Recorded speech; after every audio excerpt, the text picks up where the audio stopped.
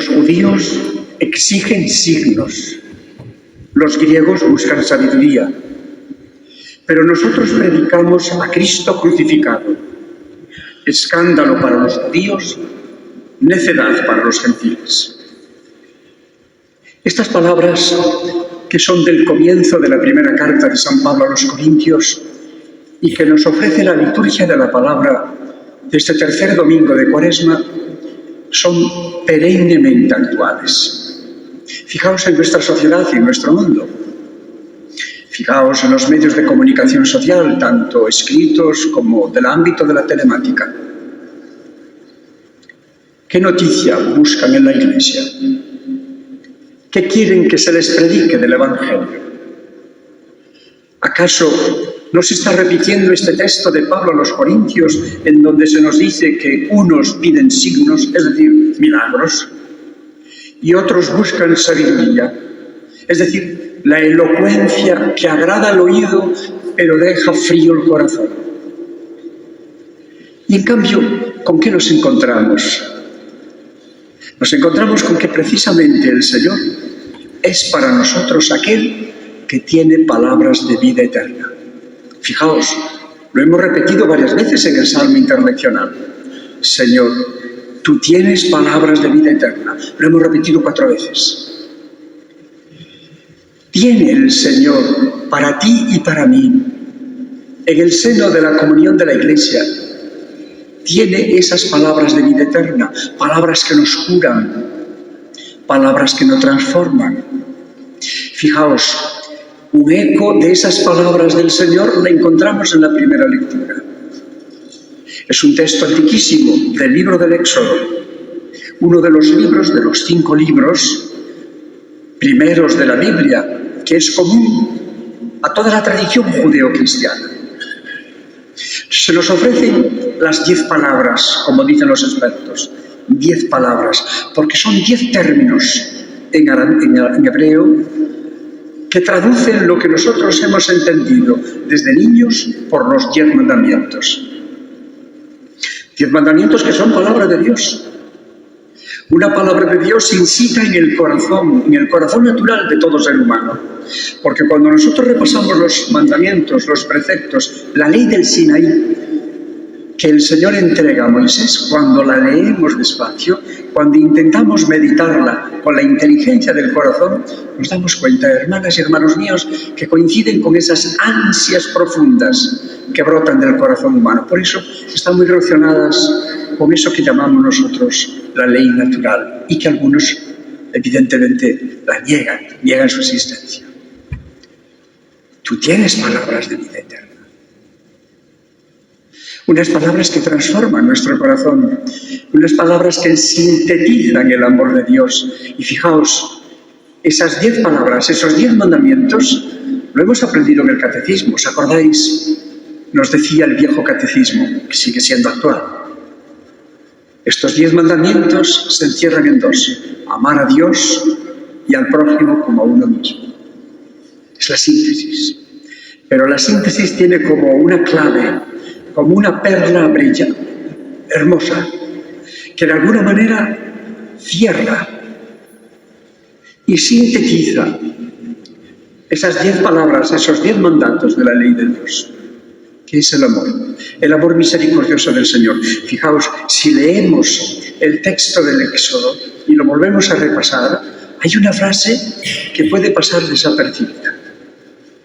Muchos de nosotros podemos quedarnos, no tendrás otros dioses, no fabricarás ídolos, no te postrarás ante ellos, no pronunciarás el nombre de Dios en vano, no matarás, no cometerás adulterio, no robarás, no. Pero fijaos, en medio de estos noes hay una frase que dice: tengo misericordia por 1000 generaciones de los que me aman y guardan mis preceptos. Ya allí, ya en el comienzo de la Sagrada Escritura, nos encontramos con un signo de la ternura de Dios, que en medio de las 10 palabras pronuncia esa palabra síntesis de todos los preceptos y mandatos que nosotros debemos de vivir. No cumplir, más que cumplir, vivir. Fijaos, La clave está en el amor misericordioso de Dios. Y nos lo dice en el libro del Éxodo, en la mitad de todos esos noes, que nosotros debemos de transformarlos contemplados y vividos desde la perspectiva de nuestro Señor Jesucristo en síes gozosos. Porque en eso consiste la plenitud de la ley. Y sabemos también que el mismo Jesús en el Evangelio nos dice: no he venido a derogar, no he venido a suprimir, sino he venido a dar plenitud. ¿Y dónde está la plenitud? En Él mismo, en Jesús mismo. Jesús, nuestro Señor Jesucristo, es el rostro visible de ese Dios invisible que ya en este texto del del Éxodo, se nos muestra como aquel que tiene misericordia por 1000 generaciones. En el lenguaje bíblico, 1000 generaciones significa siempre. Tengo misericordia siempre, siempre, de los que me aman y guardan mis preceptos. Y este Dios con nosotros, nuestro Señor Jesucristo, en la lectura del Evangelio, aparece visitando el templo de Jerusalén para dar culto al Dios, a su Padre Dios. Y se encuentra un espectáculo deprimente, desolador, como algunas veces nos entristece cuando entramos en alguno de nuestros templos, en algunas iglesias. Murmullos, comentarios, charlas. No han descubierto la presencia de lo santo, no se descubre la presencia de lo sagrado. Lo mismo da un templo que la antesala de un concierto. Es más, a veces en esa antesala del concierto estamos con más silencio que en el templo. Y Jesús entra en el templo. Y vemos que en este fragmento del Evangelio, la única vez que en la vida de Jesús encontramos un signo de violencia. Fijaos, haciendo un azote con cordeles. Esto es algo que nos desconcierta. Un gesto de violencia en Jesús. Hace un azote con cordeles y echa a todos aquellos negociantes, aquellos traficantes, aquellos cambistas de dinero. Los echa. Quitad esto de aquí. No convirtáis en un mercado la casa de mi Padre. Y aquellos que le veían, los maestros de la ley, también sus discípulos, le preguntan: pero Jesús, ¿cómo haces esto? Y él contesta con una frase que es desconcertante: destruid este templo y en 3 días lo construiré. Jesús está hablando del templo de su propia persona. Por eso en el mismo Evangelio se nos dice: ya no tenéis que adorar a Dios aquí o en otro lugar, sino que hoy podemos adorar a Dios en espíritu y en verdad, en cualquier lugar. Hermanas y hermanos míos, esto es lo genial del cristianismo, que nos ayuda a descubrir que podemos vivir precisamente nuestra oración, nuestro contacto con Dios, nuestro coloquio íntimo con Dios, lo podemos vivir en cualquier lugar, abriendo nuestro corazón en espíritu y en verdad. Pero tiene otro sentido, que con este Dios con nosotros, que es Jesucristo, que se nos muestra como el verdadero templo y por tanto ya no necesita, diríamos, apariencias externas, incluso bellas construcciones como esta y antiquísimas como esta Santa Iglesia Catedral, ahora Jesús es el templo verdadero. El templo en donde nosotros somos capaces de penetrar a través de su misericordia en el mismo corazón de Dios.